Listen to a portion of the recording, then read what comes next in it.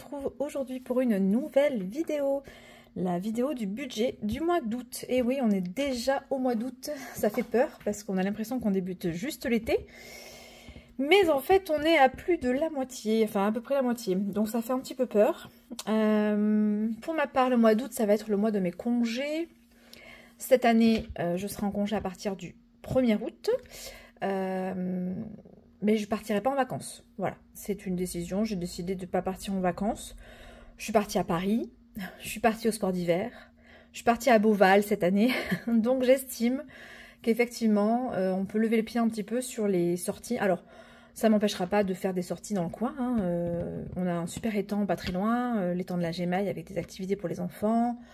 On a un lac ici où je vis. On a plein de choses qu'on peut faire. Il y a des parcs aux alentours. Je peux aussi aller à l'océan puisque je suis à 1h30 de l'océan. Donc rien ne m'empêche sur une journée d'aller à l'océan. Voilà, on fera des choses. Mais par contre, je ne partirai pas en vacances. Je n'ai pas de réservation. Je n'ai pas tout ça.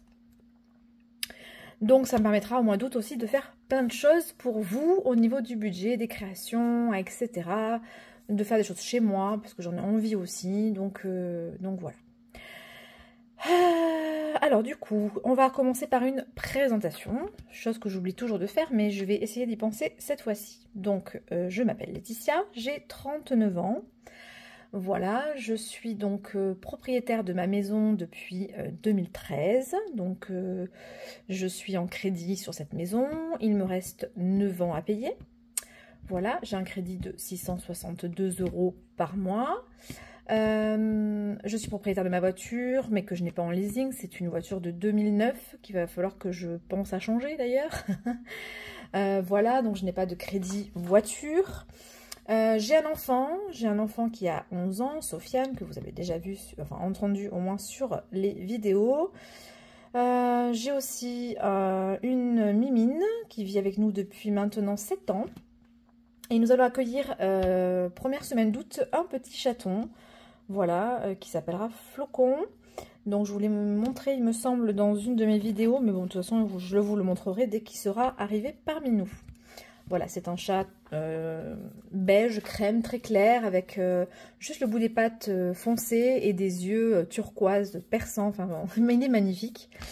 C'est pas un chat de race, hein, rien du tout. Hein, c'est un petit chat que ma cousine a eu. Et donc du coup, elle cherche des gens qui cherchent des chatons. Et du coup, je lui ai proposé d'en prendre un. Voilà. Du coup, on n'a pas d'autres animaux. Sinon, au niveau de la présentation, oui, 6 choses importantes. Je fais donc la méthode des enveloppes depuis septembre 2023, où j'ai eu un déclic sur ma situation financière.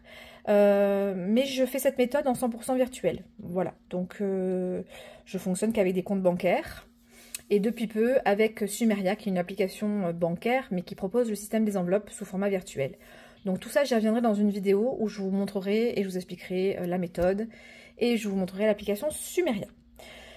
Voilà, donc on est bon, on va démarrer ce budget. Alors ce budget, comme je vous ai déjà précisé, ce budget, il va être un petit peu différent des autres. Pourquoi? Parce que je ne vais plus toucher les heures supplémentaires que je touchais depuis le mois de janvier. Voilà, puisque la période fiscale est terminée et que du coup, les heures supplémentaires ne seront plus là. Donc, on sera sur un mois à 4 semaines. Alors, il y aura une petite demi-semaine ici, puisque moi, je fais toujours mes bilans ici. Donc, on a 1, 2, 3, 4 bilans, plus effectivement 3 jours. J'ai déjà tenté par le passé, je tiens absolument ces 3 jours de plus, hein, sans faire de courses complémentaires ou quoi que ce soit. Donc ça ne m'inquiète pas, je n'ai pas besoin d'un budget supplémentaire pour ces 3 jours. Enfin, surtout le week-end, parce qu'en fait, les 3 premiers jours, je ne vais pas dépenser quoi que ce soit. Voilà, donc du coup, je reste sur un 4 semaines. Je fais vraiment le 5 semaines quand j'ai 5 semaines pleines. Voilà, sinon, je ne fais pas de 5 semaines. Ma paye arrivera le 28, comme d'habitude. Donc on y va. Au niveau des revenus, j'ai tout effacé et on va repartir vraiment à zéro. Donc on va prendre le crayon vert. Je vais quand même prendre le mois précédent pour me souvenir de ce que j'ai, même si bon, je m'en souviens quand même. Alors, normalement niveau salaire, je touchais ces 6 premiers mois 2700 € net. Ces 2700 € net comprenaient des heures supplémentaires à hauteur de 390 € brut. Je ne sais pas du tout ce que ça donne en net. Je pense que ça doit être dans les 350 € net. parce qu'il y a quand même des petites charges dessus, mais pas tant que ça. Donc, par principe, je vais décompter 400 € de mon salaire, c'est-à-dire je vais mettre 2300 au lieu de 2700. Voilà, je pense qu'on va partir là-dessus parce que mettre plus serait quand même risqué. Donc on va mettre 2300 €, ça fait moins 400, donc ça fait moins que les heures supplémentaires. 390 € d'heures supplémentaires et j'enlève 400. Au moins je suis large. Je toucherai quand même toujours mes 250 € de frais. Normalement, ce mois-ci, c'est un petit peu plus. Mais je ne compte pas ce petit plus parce que je ne sais pas trop de combien il va être. La CAF, je vais toucher... Alors non, c'est 195, mais pareil, j'arrondis à 180. Je n'aime pas du tout ce crayon vert. On va changer parce que je trouve qu'on n'y voit rien du tout. On va réécrire. 2300. 250. 195. CPM, rien de prévu. Gain, je mets rien. Autre, rien du tout. Donc, on sera sur un salaire sur le mois d'août. J'ai dit 180, pas 195. Je laisse les 15 € sur le compte. On sera à 2730.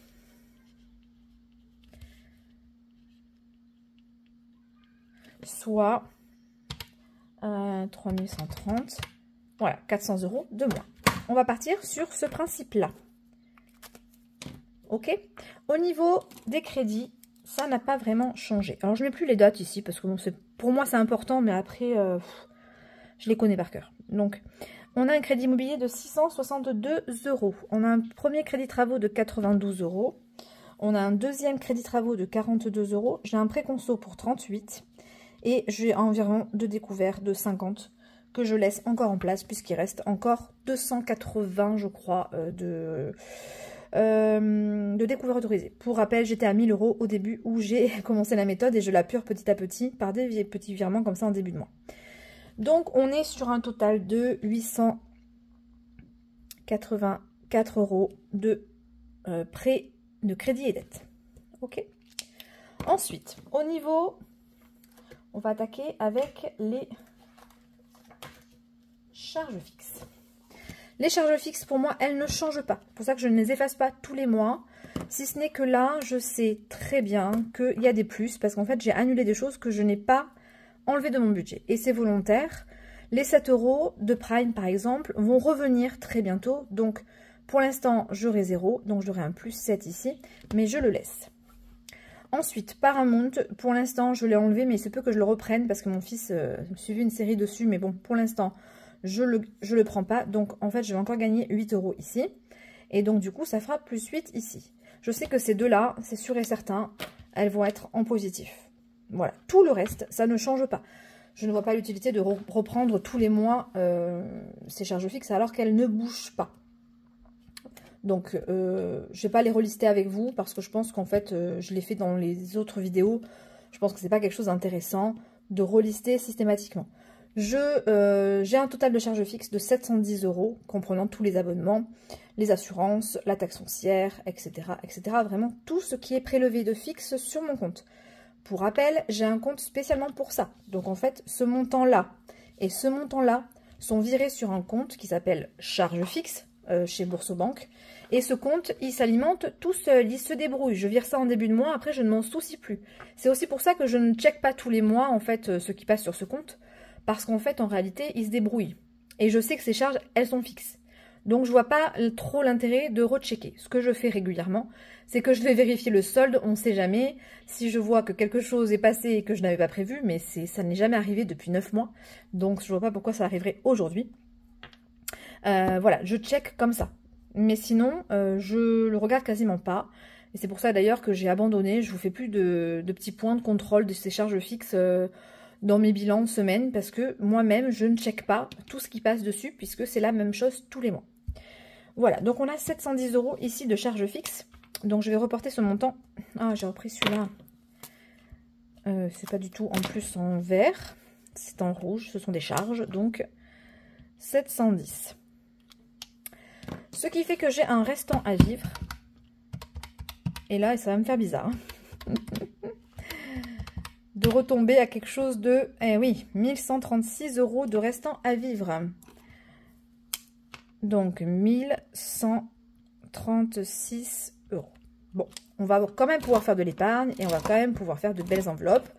Je ne m'inquiète pas. Après, c'est vrai que quand on est habitué à avoir un restant à vivre qui frôlait les 1800 €, parce que pour rappel, le mois dernier, en restant à vivre, j'étais à 1536. Bah oui, que je suis bête. 400 € d'écart. Voilà, donc on a clairement 400 € d'épargne en moins. Hein. C'est ça que ça veut dire. Du coup, ça c'est bon, ça c'est bon. Et on va se faire ici, donc, tout ce qui est variable. Alors, en éléments variables, je vais reprendre. Du coup, ça c'est le mois de juillet. En fait, ici, je n'avais pas calculé le nombre de jours de cantine, mais en fait, il y en a. Puisque ici, l'école, elle allait jusqu'ici.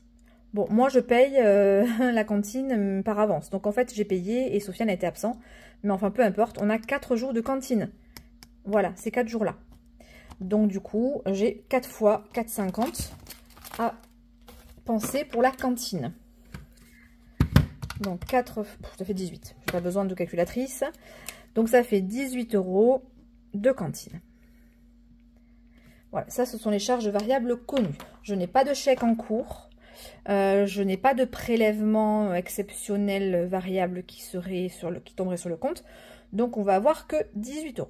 Les enveloppes, moi, elles me conviennent. Elles ne changent pas. J'ai toujours course 80 € par semaine, donc 320 € par mois. Plaisir 30 € par semaine, donc 120 € par mois. Divers 10 € par semaine, donc 40 € par mois. Et puis des enveloppes mensuelles, 100 € pour le carburant, 50 € pour le restaurant, 30 € pour le loisir, 20 € pour la santé, 40 € pour les achats en ligne et 40 € pour les imprévus. Très clairement, je pense que ce mois-ci, on aura moins d'économies. On va être à la maison du 1er août au 26 août. On va faire des sorties, du loisir, etc. Même si j'ai des enveloppes loisirs qui sont à hauteur de 250-300 €, donc il y a quand même de quoi faire. J'ai un restant des vacances de 330 €. Enfin, j'ai quand même plein de choses dans mes enveloppes. Mais je pense qu'on va un petit peu plus dépenser. Donc, on a ici, mince, 760 €. Voilà. Donc, on a un reste 1136, moins 18, moins 760. On a 356 de reste à épargner. C'est quand même plus que correct. Mince. 356 €. Donc, on va mettre 350 € dans les épargnes et on laissera 6 € sur le compte. Alors, où est ma dernière page? Je ne l'ai pas prise.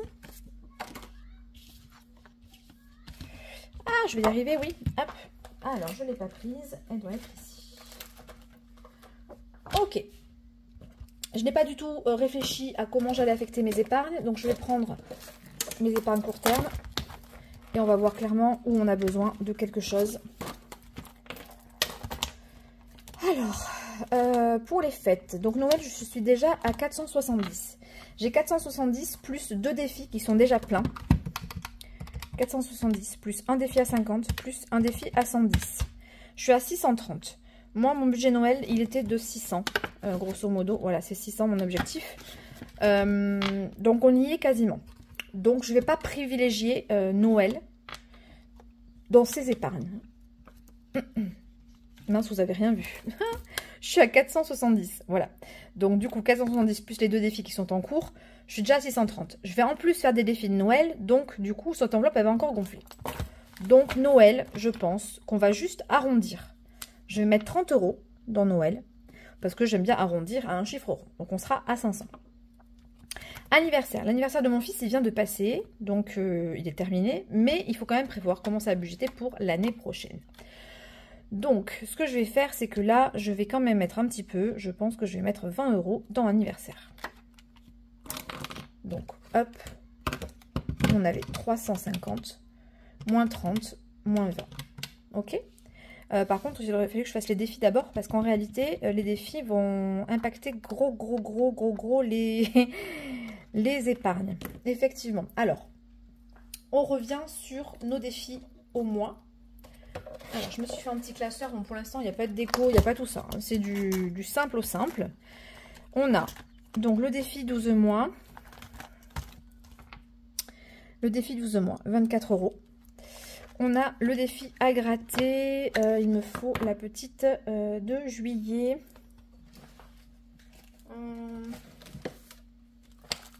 De août. Non, pas de juillet. De août. Voilà. On va prendre aussi celle des princesses. Puisqu'on va aussi gratter celle des princesses. J'en ai pris une au hasard. Et je pense qu'à gratter, c'est tout ce qu'on a. Oui. Allez. Alors, on va gratter ces deux-là.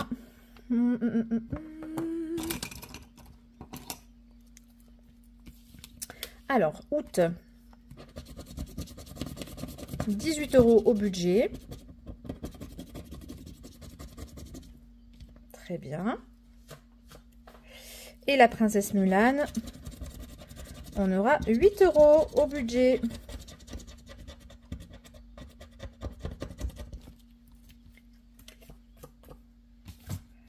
Ok. Donc à gratter, on a 18. Les princesses, 8. Voilà. A-t-on des jours fériés au mois d'août? A-t-on des jours fériés au mois d'août? On va vérifier ça. Alors attendez que je mette ça quand même dans les bonnes enveloppes. Oui, on a le 15 août. Donc on va avoir un 10 € au mois d'août. Ok. On a une pleine lune forcément au mois d'août. Et on va avoir carte de France. Alors carte de France, on va récupérer mon petit bouquin et on va voir ce qu'on a au niveau abonné. Je vais faire dans l'ordre. Du coup, on va prendre le 59. Je l'ai 2 fois en plus. Donc, du coup, je vais le barrer 2 fois. Comme ça, celui-là, on pourra considérer qu'il est fait. 59, 59. Ouais. Quand tous ces départements-là seront faits, je referai une nouvelle vague de demandes. Et puis, vous me fournirez votre département.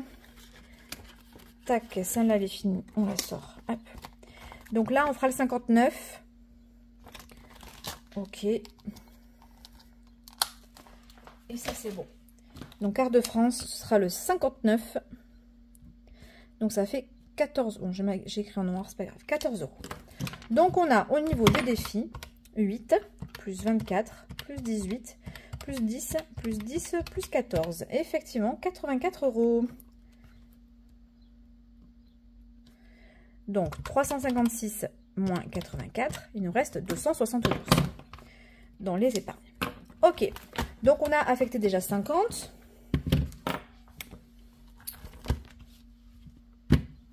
Donc, moins 50. Il nous reste 222. Pâques, je ne mets rien. Shopping, on est descendu à 140. Oui, là, je vais mettre clairement dans shopping.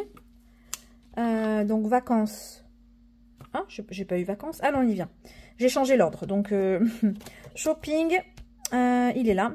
On est à 140. Donc là, moi, je veux remonter. Je vais mettre 20 € de plus dans shopping. Vacances, il nous reste 330. C'est une belle somme déjà. On va partir certainement au sport d'hiver. Donc, je vais quand même mettre 20 € ici pour qu'on soit à 350. Au niveau des loisirs, on est descendu à 190. Donc, je vais mettre les 10 € de plus pour qu'on réatteigne les 200 €. La beauté, je suis déjà à 120, je ne bouge pas. Bourse aux vêtements, j'en ai une en octobre. Nous sommes au mois d'août. Donc oui, on va mettre un petit peu. On va mettre 20 €.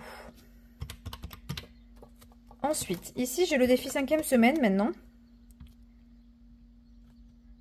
Parce que je veux la prévoir. Donc, je vais mettre 10 € dans la 5e semaine. Comme ça, je viendrai cocher. Je vous avais pas vu. Martine, voilà les 10 €. Je viendrai cocher une bulle. Je l'ai mis dans mes épargnes parce que pour moi, c'est plus une épargne qu'un défi. Ok. J'en suis où? Donc la 5e semaine, 10. Ah, j'ai tout effacé. 356, moins 84, moins 30, moins 20, moins 20, moins 20, moins 20, moins 10, moins 10. Je suis à 142. Les poubelles, il faut que je mette un peu parce que ça arrive à grands pas. Donc, je vais mettre 20 € dans les poubelles.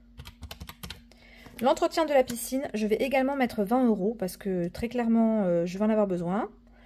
L'entretien de la piscine, c'est ici. Les régules énergie, donc je suis à 130 € sur la régule énergie. Je vous montre pas à chaque fois, mais bon. Voilà, donc je suis à 130 € sur la régule énergie.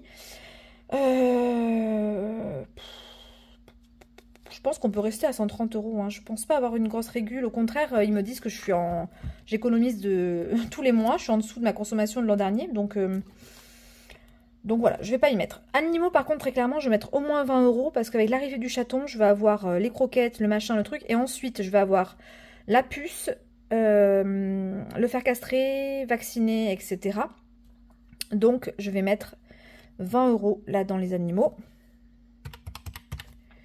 Santé, je suis à 120, ça ne bougera pas. Jardin, je suis à 160, j'en ai pas besoin. Rentrée scolaire, oui, rentrée scolaire, on va mettre 30 € parce que ça approche à grands pas et on sera comme ça à 200 € puisque je suis à 170.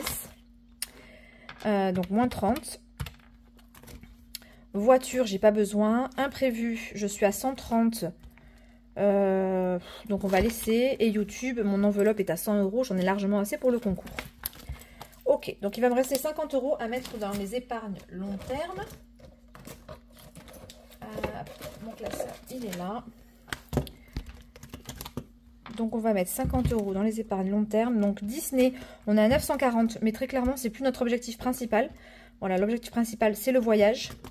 Donc on va mettre 10 € dans multimédia, je suis à 150, non, on restera comme ça. Ensuite, piscine, je suis à 200 €. Ça, c'est l'épargne pour changer la piscine, parce que je pense que ce sera clairement le dernier été.